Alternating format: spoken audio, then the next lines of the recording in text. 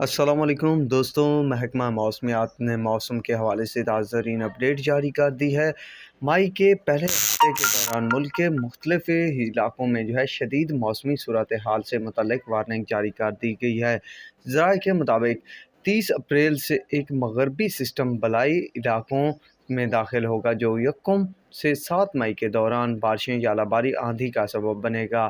Report کے مطابق خیبر پختونخوا، گلگت بلتستان، شمالی اور وسطی پنجاب کے حصوں، کشمیر، شمالی بلوچستان اور جنوبی سندھ شدید بارشیں اور باری کی زد میں آ سکتے ہیں۔ محکمہ موسمیات نے خبردار کیا ہے کہ نشیبی علاقوں میں اربن فلڈنگ جبکہ پہاڑی علاقوں میں لینڈ سلائڈنگ کا خطرہ ہے۔ NDMA نے بھی تمام ضلعی اور صوبائی ڈسٹربیوٹر مینجمنٹ اداروں کو ہدایت کی ہے کہ ممکنہ اور ہنگامی صورتحال سے نمٹنے کے لیے بروقت اقدامات کو یقینی بنائیں، عوام کے تحفظ کے لیے فوری رسپانس پلان تیار رکھیں۔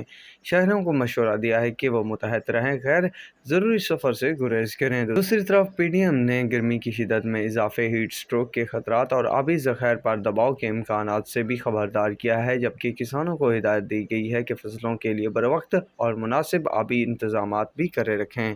یہ تھی دوستو آج کی موسم کے حوالے سے تازہ ترین اپڈیٹ، تو فی الوقت کے لیے اتنا ہی کافی ہے۔ اللہ حافظ۔